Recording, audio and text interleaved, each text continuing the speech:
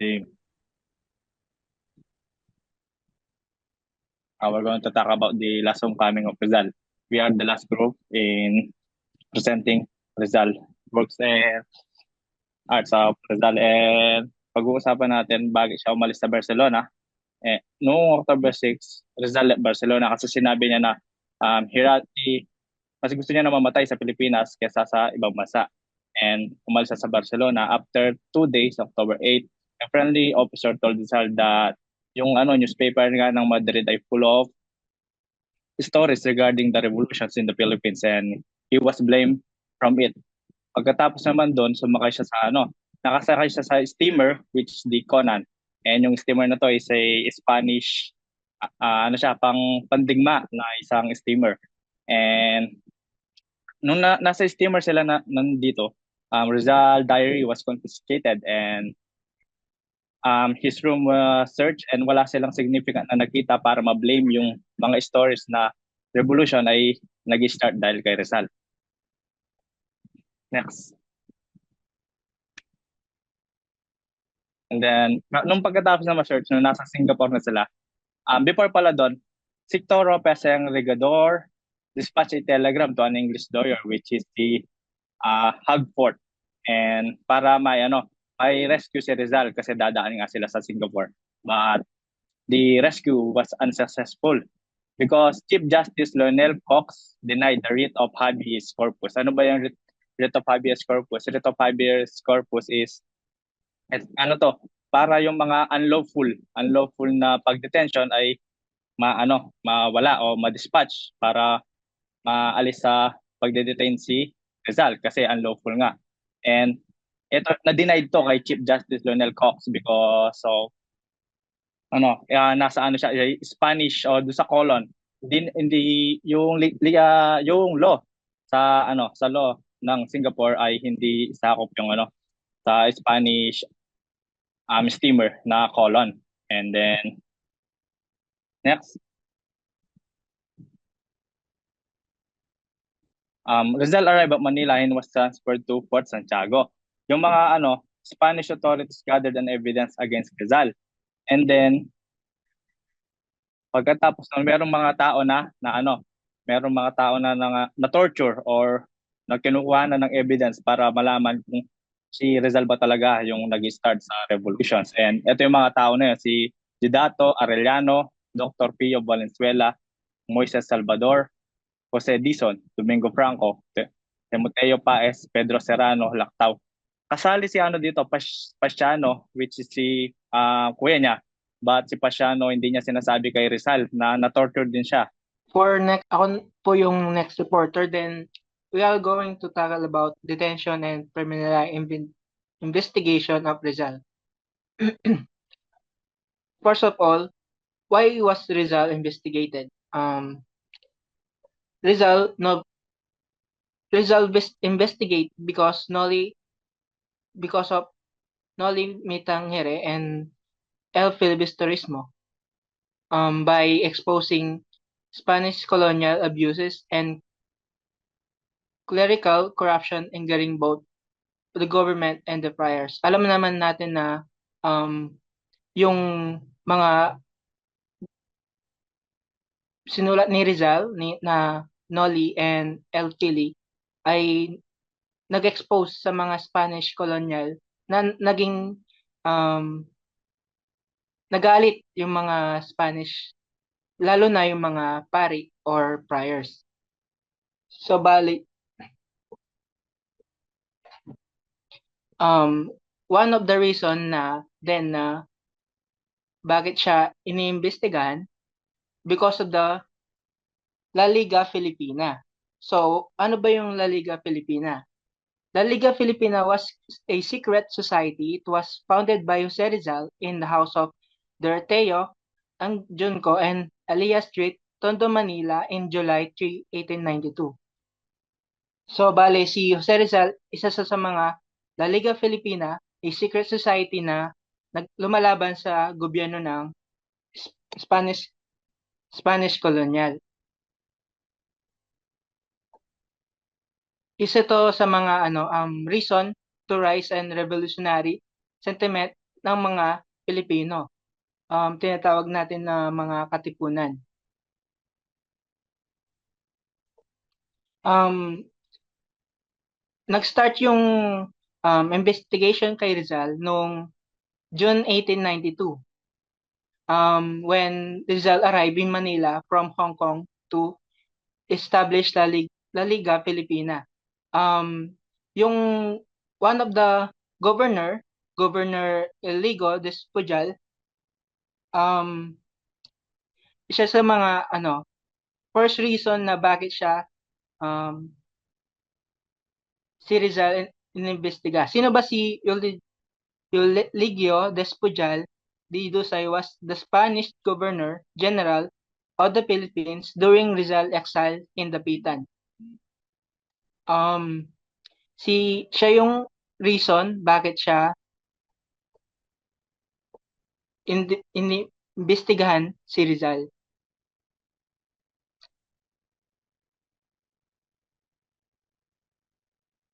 Next, please. Exile in Dapitan, 1892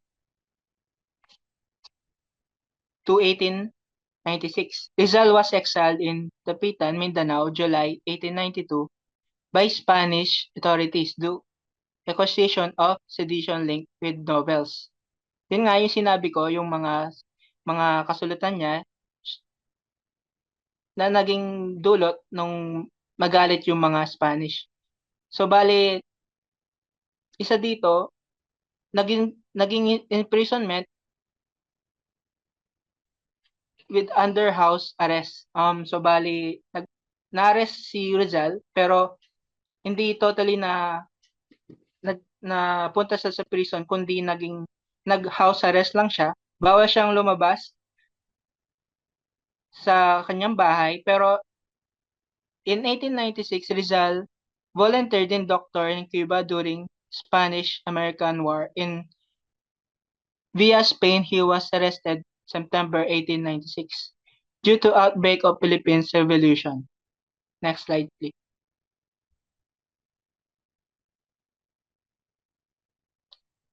Search of evidence. Ito na yung hinuli na si Rizal. Authority confiscated letters and writing from Rizal language searching for proof for sedition. So, yung mga Spanish kinuha lahat ng mga writings niya, and then isa dito yung nagtanim sila ng letter na lumalaban sa mga friars na hindi niya sinulat. Next.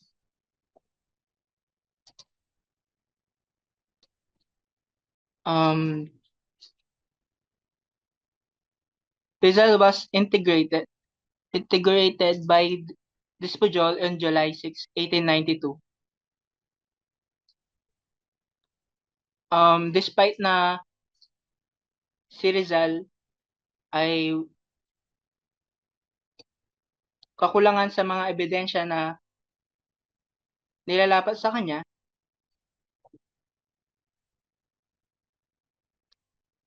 kahit na walang formal na charge or trial occurred na investigation, hinuli pa rin siya kahit na wala man na magandang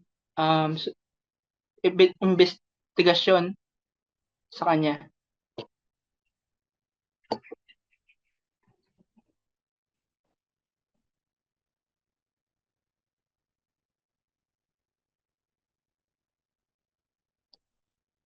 Exiled to Dapitan. On July 15, 1892, Rizal was exiled to Dapitan, Mindanao without formal trial.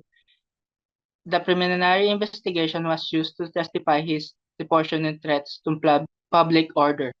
So, bali dito na iniresto na si Jose Rizal without proper trial. Kumbaga, hinuli na siya kahit walang man lang na trial, and then kinulong na siya.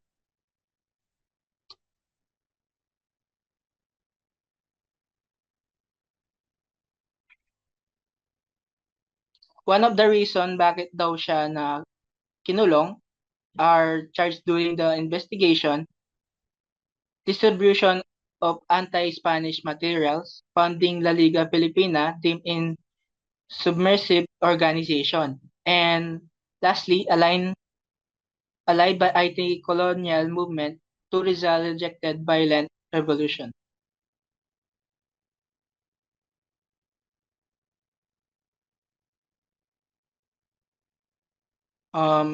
Si Rizal, kahit na lack of due process, no formal charge or trial occurred, the investigation was political motivated. Fabricated evidence, the anti-prior leaflets were likely planted to frame Rizal. So, bali, sinabi ko nga kanina, meron silang tinanim na um, or letter or kasulatan na nag nag-anti-prior si Rizal, and then silencing dissent, the Spanish aim to neutralize si Rizal influence in reformist leader.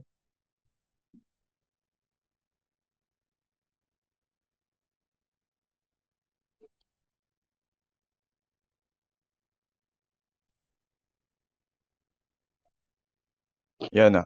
So, after nating pag-usapan yung preliminary investigation kay Jose Rizal, no? Dumako naman tayo sa trial of Jose Rizal, yung paglilitis kay Jose Rizal, no? Kung dito pag-uusapan natin kung ano nga ba talaga yung mga inakusa, yung mga krimen na inakusa kay Jose Rizal kung bakit siya pinatay, no? So, bago natin pag-usapan 'yon, no? Dumako muna tayo kung paano nga ba nagsimula yung paglilitis kay Jose Rizal. So, noong November 26, 1896, no, dinesignate ni Governor General Ramon Blanco si Captain Rafael Dominguez para maging siyang special judge advocate, no. So siya yung siya yung magde-decide kung ano nga ba yung mga dapat gawin na aksyon para laban kay Jose Rizal, no. So dahil nga si Captain Rafael Dominguez, siya yung special judge advocate na dinesignate ni Governor General Ramon Blanco, no. Gumawa si Captain Rafael Dominguez ng brief resume tungkol sa mga mga accusations kay Jose Rizal, no.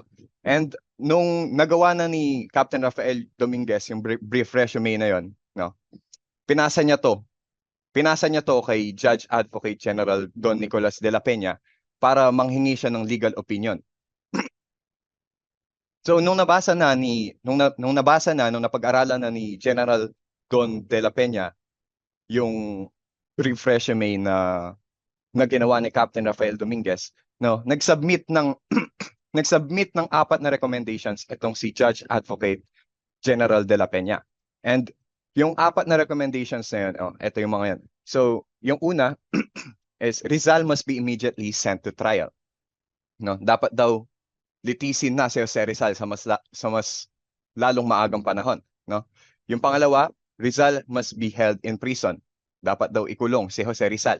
Pangatlo, Rizal's properties must be issued with order of attachment, no? Parang ko-confiscate din yung mga ari-arian, lahat ng mga ari-arian ni Jose Rizal, and as indemnity, he had to pay 1 million pesos, no? Kailangan niya magbayad ng 1 million pesos para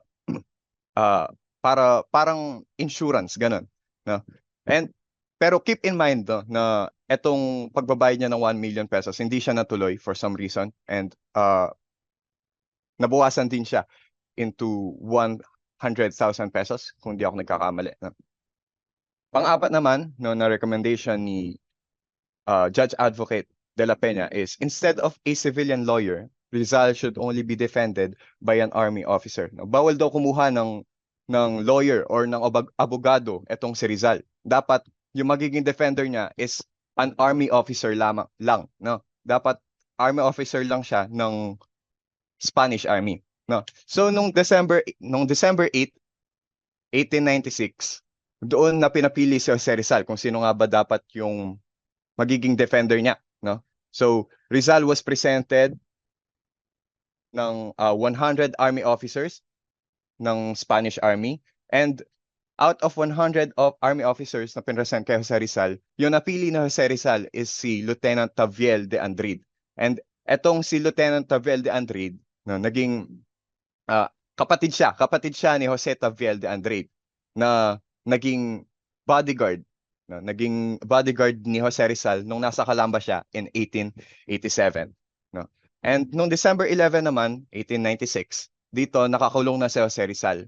And habang nakakulong siya, no, dito na binasa sa kanya o pinaalam sa kanya kung ano nga ba yung mga crimes, yung accusation sa kanya, no. And yung laman ng accusation sa kanya is eto. Sabi dito, Rizal is the principal organizer and the living soul of the Filipino insurrection, the founder of societies, periodicals, and books dedicated to fomenting and propagating ideas of rebellion. Pero sabi ni Jose Rizal, no, hindi daw siya guilty. Hindi daw siya guilty dun sa crime of rebellion. Hindi daw siya nagrebelde sa mga gobyerno, no. And isingit ko lang, no, hindi ko kasi nasulat. So, nung December 13, napalitan yung Governor General. Mamaya itatakal natin kung sino yun. So, nung December 15 naman, 1896, nasa kulungan pa rin sa Rizal nito. Rizal wrote a manifesto, no, a public declaration to his people, no.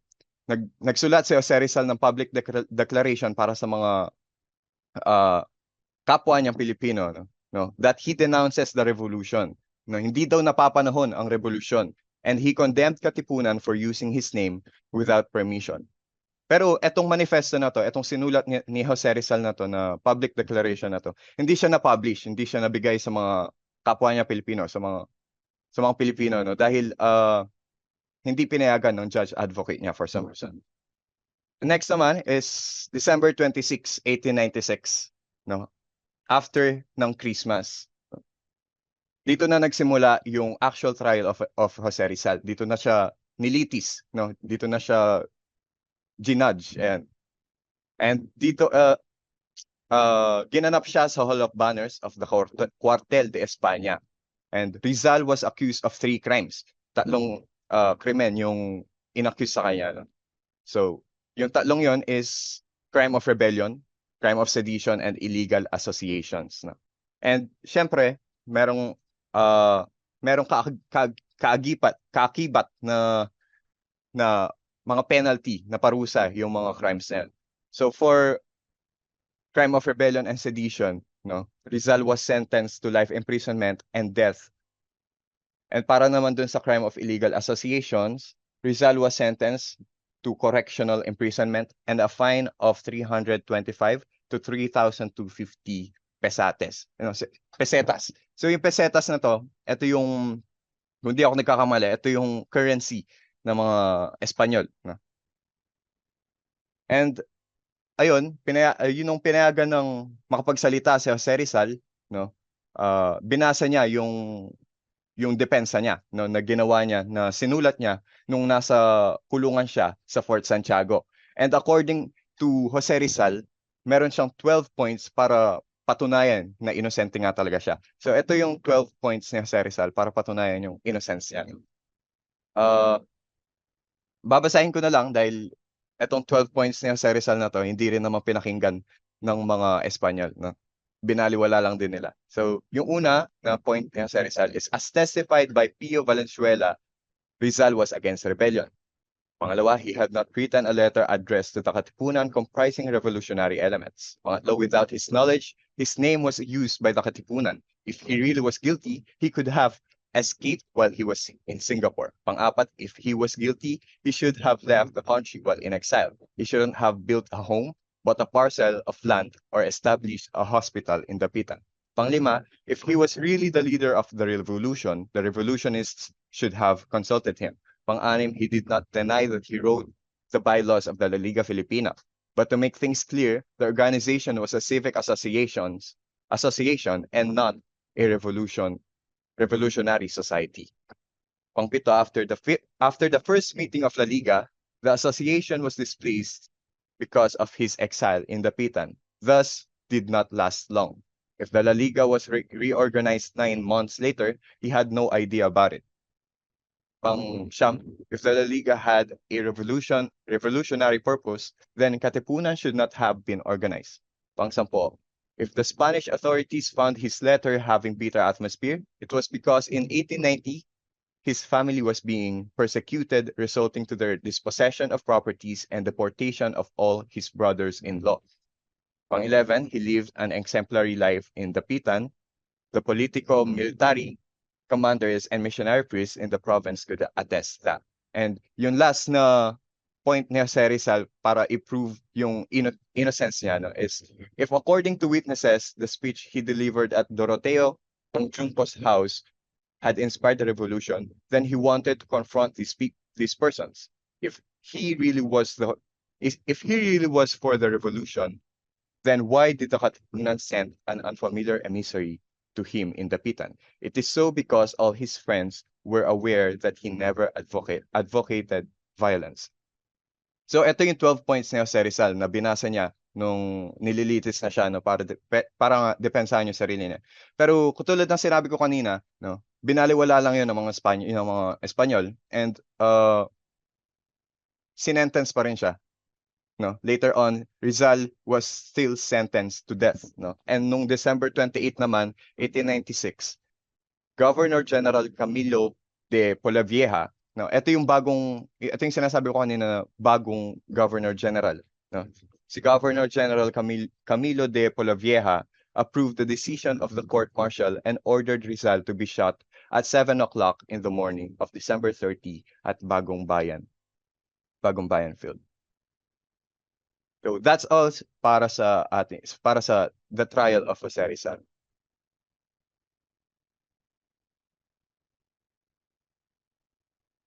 Wait.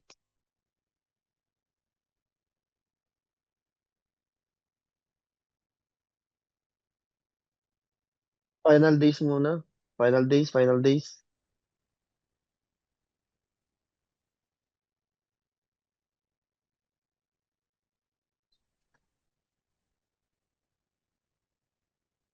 And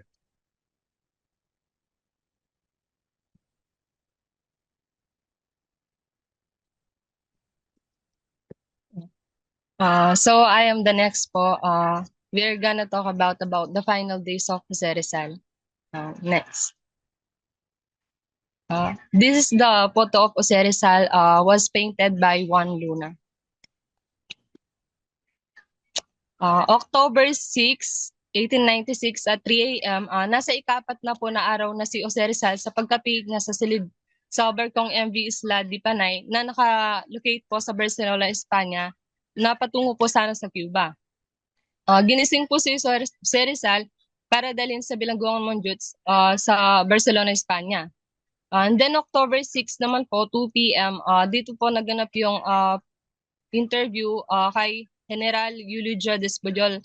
Ito po si General Eulogio Despujol. Next.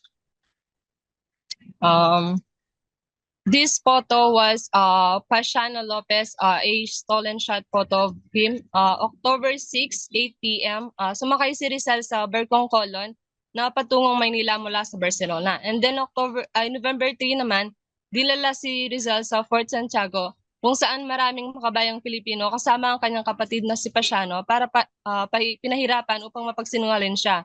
Tumanggi sa Pasiano na pumirma sa kahit sa kabila ng pagkasira ng kanyang katawan at pagkadurog ng kanyang kaliwang kamay. Next.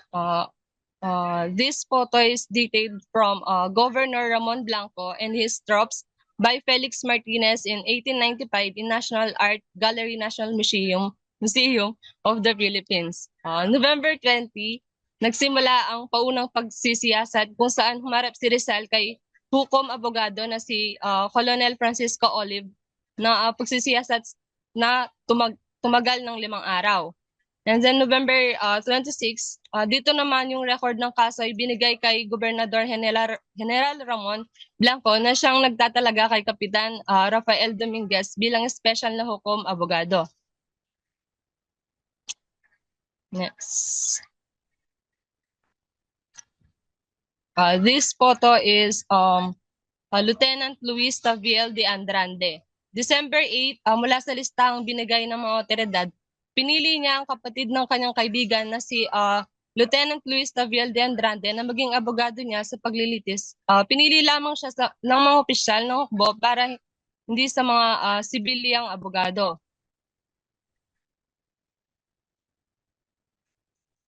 This photo was Governor General Camilo G. de Polavieja. December 11, sa kanyang selda, binasa kay Rizal ang mga paratang laban sa kanya, pangunahing tagapag-organisa at kaluluwa ng himagsikan ng mga Pilipino, ang tagapagtatag ng mga samahan, magasin at mga aklat na nakautuon sa paggudyok at pagpapalaganap ng mga ideya ng paghihimagsik. December 13, napalitan si Ramon Blanco ni Camilo D. Polavieja, isang malupit na tauhan bilang gobernador general ng Pilipinas. Ipinasa ni Dominguez ang mga dokumento ng kaso ni Rizal sa Malacanang. Next. This is photo was a Rizal's cell from November 3 to December 29, 1896. December 15, inilabas ni Rizal yung kanyang manifesto sa ilang Pilipino na nananawagan upang wakasan yung mga walang kabuluhang paghihimagsik at upang lumaban para sa mga kalayaan ng mga edukasyon bilang isang kinakailangan. Pinigilan ng mga otoridad ang manifesto. And then December 25, pinakamalungkot na Pasko ni Rizal, palayo sa pamilya at mga kaibigan. This photo was Cuartel de España used to be at the present site of the pamantasan ng lungsod ng Maynila.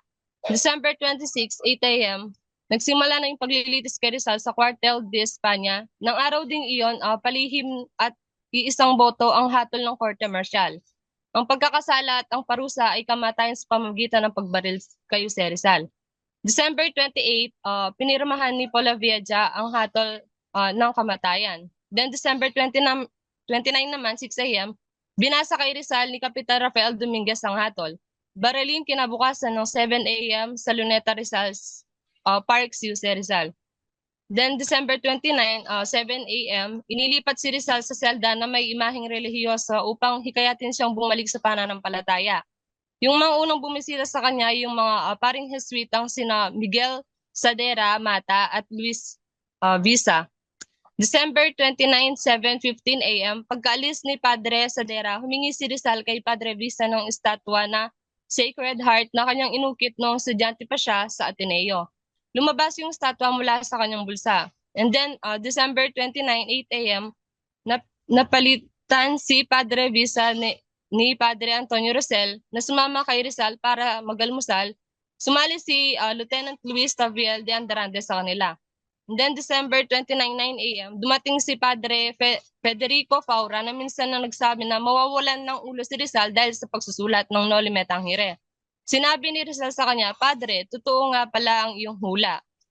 And then December 29, 1896, 10 a.m., binisita si Rizal ni Padre Jose Villa Clara at Padre Stanislao March at kasunod nito ay namamahayag pag ang Espanyol si Santiago Mataix ng El Heraldo de Madrid para sa isang panayam.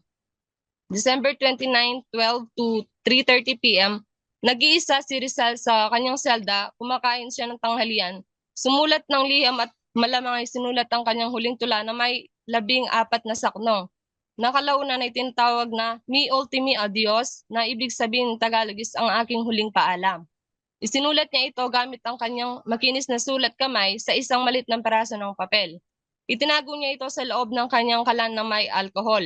Sa ikalawang saknong tulad dito, pinupuri niya ang mga revolusyonaryong larangan ng digmaan dahil sa pag-alin nilang kanilang mga buhay nang walang pag-aalinlangan at walang lungkot. Then, next. Here is the letter of Jose Rizal in the first page of the Mi Ultimo Adios in Rizal Owns handwriting. Then, December 29, 3:30 p.m., ayon sa ulat ng isang ahente ng Corpe de Vigilancia na magbabantay sa selda ni Rizal, pumirma si Rizal sa isang dokumento na titila nagwawaksi sa kanyang mga anti-katolikong sulatin at sa kanyang pagiging miyembro sa masonerya. Isang kontrobersyal na issue ito sa mga eksperto kay Rizal. Next. Yeah. Next, this is the Rizal alcohol burner gift from the Pardo de Taveras where he did his last poem. Then next.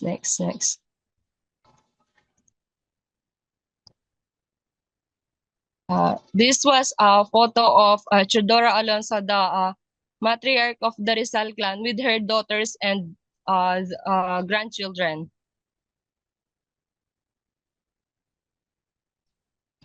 December 29, 4 p.m., pagdalaw ng ina ni Rizal si Teodora Alonso. Pagkatapos ng pumasok ang kapatid ni Rizal na si Trinidad upang kunin ang kanyang ina, bumulong si Rizal sa kanya sa Ingles na tumutukoy na sakalan na may alkohol. May laman ito. Kasama rin nila si Narcisa, Lucia, Josepa at ang 11 taong gulang na si Narcisa na si Mauricio Cruz. Hindi pinayagang makapasok si Leonicio Lopez Rizal sa selda habang palabas na sila papunta sa kanilang mga karwahe. Ibinagay ng isang opisyal yung kalan na may alcohol kay Narcisa pagkatapos ng kanilang pagdalaw. Bumalik sina Padre Vicky Lara at Padre Stanislao Mart sa selda at sinundan ni Padre Rosel. December 29, 6 p.m., binisita ni Rizal ang mga dekano ng Katedral ng Maynila na sina Don Silvino Lopez Tuñon. Then iniwan ni Padre Mart si Padre Vicky Lara upang makasama yung dalawa. December 29, 8 p.m., huling hapunan ni Rizal kung saan sinabi niya kay Kapitan Dominguez na pinapatawad na niya ang mga naghatol sa kanya.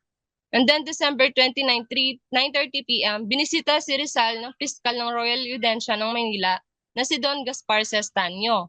Ayon sa mga ulat, umalis ang piskal na may magandang impresyon sa talino at marangal na pagkatao ni si Rizal. Yun lang po. Thank you. So yun po, naputol po ang ating diskusyon dahil sa libre lamang ang ating Zoom meeting.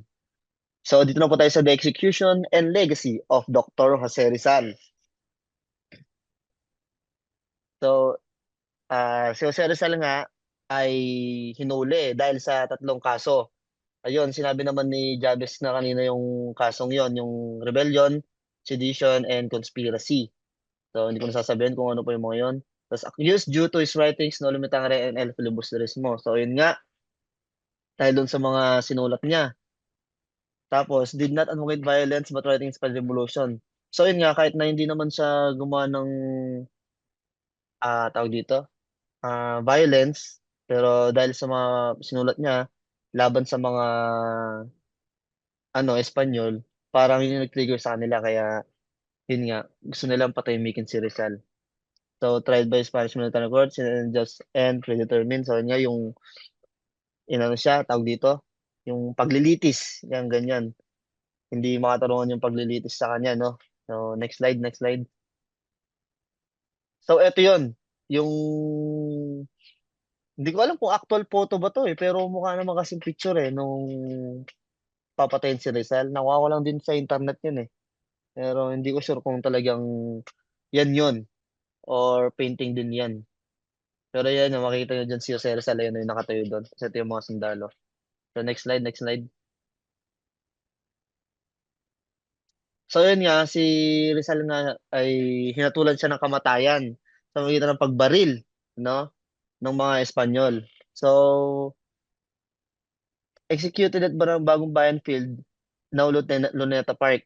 So yun nga, pinatay si Jose Rizal noong December 30, 1896, 7:03 ng umaga sa Bagong Bayan. Ngayon, yung Luneta Park ngayon sa Manila. Tapos yun nga, nakiusap siya na harapin o maka face to face yung mga babaril sa kanya. Kaso, tinanggihan siya. So, sa huling sandali nga, nagawa niya lumingon. So, narapan niya pa rin sila para lang mapakita na parang tanda ng dignidad at katapangan. So, ano ba yung huling sinabi ni Rizal? Eto, marami nagtatanong dito. Simula bata tayo. Ano yung huling sinabi ni Rizal bago siya mamatay? Di ba? Iba yung sasabihin nila, dahil nga na barel. Pero ang totoo, ang huling sinabi niya ay consumatum est. No? Ang consumatum est na ang ibig sabihin niya ay it is finished.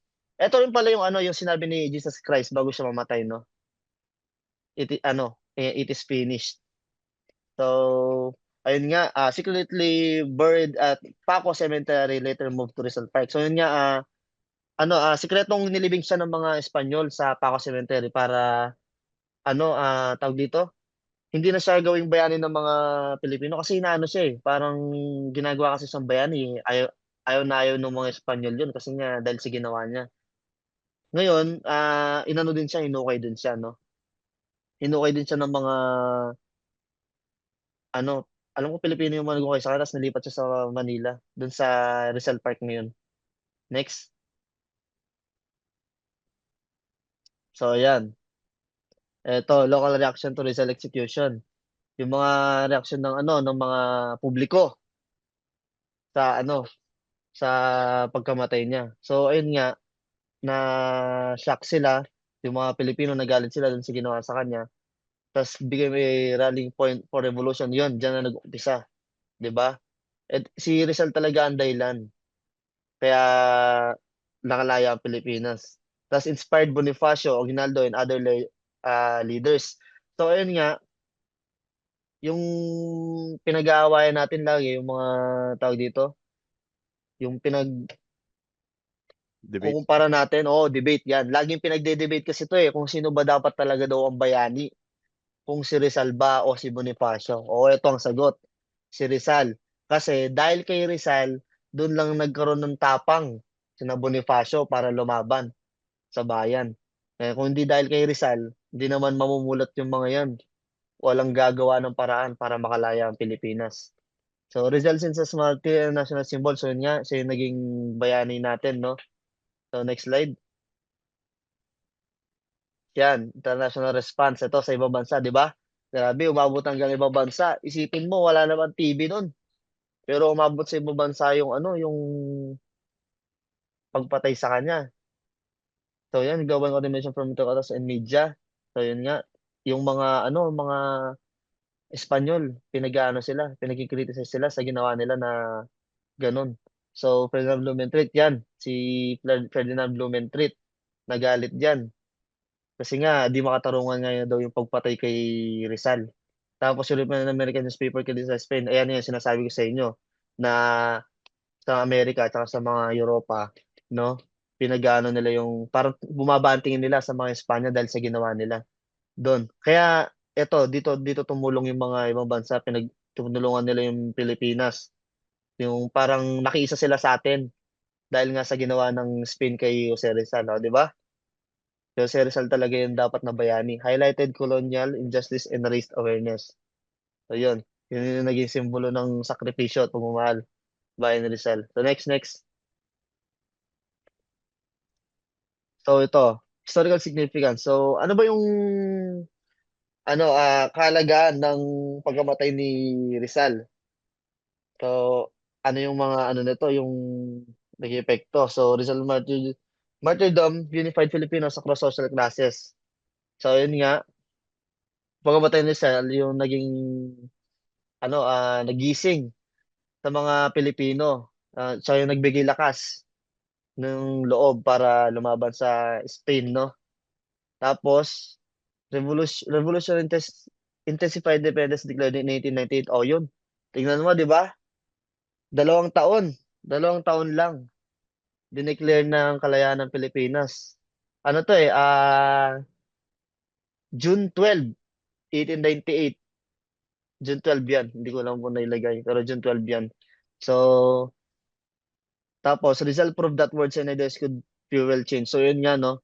Hindi laging, talaga, karahasan ng sagot, di ba? Sumulat lang siya. Pero tignan nyo yung naging epekto nito. Nakalaya tayo, di ba? Sa ating sariling bansa. Nang pinakita niya na pwedeng lumaban sa mapayapang paraan na hindi kailangan ng pakikipaglaban. Tapos yun, na naging inspirasyon sa mga Pilipino na lumaban sa Spain. So his death marked the moral downfall of Spanish rule. So yun nga. Next. So Rizal is a national symbol. So ito, uh, embodied courage, intellect, and patriotism. So yun nga, itinurong siyang pambansang bayani, no?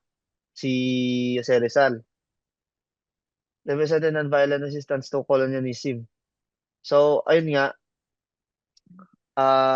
ipinakita na ano nga, pwedeng lumaban sa mapayapang paraan. Hindi kailangan ng dahas, no? Symbolize legitimacy of Filipino nationalism. So, yun pinakita niya na yung naging inspirasyon siya ng mga Pilipino lumaban. Tapos, inspired future reformers and revolution. Ayun nga, yung sinabi ko yung in-inspire niya yung mga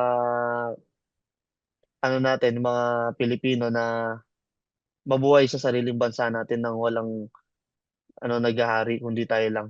So next. So yan nga, last yung cultural impact nito, no? Yung itinuring nga siyang pabansang bayani. Siya yung national hero natin. Kaya hanggang ngayon, inaaral pa rin natin yung mga niya, yung buhay niya. His novels are part of Philippine education. So yun nga 'di ba? Hanggang ngayon, simula grade elementary. Tapos pagdating ng grade 9 yung Philly ay No Limit Tangere muna yata. Tapos pagdating ng grade 10 yung Philly, 'di ba? Tapos ngayon yung ngayong college yung Life and Works ni Rizal. Tapos Rizal Park na medyo national landmark. So yan, alam naman natin lahat. Lahat ng Pilipino alam nila itong Rizal Park, yung Luneta, no? Marami din nagpupunta dito. Tapos yung continues to shape Filipino identity. So yun nga, yung yung mga turo niya tungkol sa kalayaan, edukasyon, pagiging responsableng mamamayan. Ginagabayan niya pa rin tayo ngayon. So ito, Rizal's legacy in education and governance. So yan yung Rizal Law, yung Republic Act of 1425, yung mandatory study of Rizal's life. Yan, yung ngayon, yung inaaral natin. Kaya bakit hanggang ngayon, meron tayong sa college, meron tayong inaaral na buhay ni Rizal. So ayun nga yung promotes nationalism and civic virtue, use a model for good governance and democracy and reform, reference by leaders and standard of public service. So yun nga, nakita naman natin na dito sa subject na to sa Rizal na hindi pa rin iba yung dati. Nag-ano lang, parang tawag dito, nagbago lang. Pero ganun pa rin yung mga sinasabi ni Rizal, sila pa rin yun. Nagbago lang yung mga posisyon, pero yung mga taong binabanggit niya, sila pa rin yun. Kaya mahalaga talaga na aralin yung mga ni Rizal yung buhay niya at yung mga sinulat niya kasi nga hanggang ngayon nakikita pa rin natin to. At tama si Rizal sa lahat ng sinabi niya, no? Next slide. So yun, thank you. So yun nga, kami po pala ang huling grupo na magre-represent o kami ang pumatay kay Rizal. So yun nga yung pagkamatay ni Rizal ay naging ah meet siya ng revolusyon laban sa Espanya, no? Naging simbolo siya ng pagmamahal sa bayan at hanggang ngayon buhay ang kanyang alaala sa puso ng mga Pilipino. So yun po, maraming salamat po sa panonood at pakikinig. Ihaw. Kami po ang huling grupo. Thank you.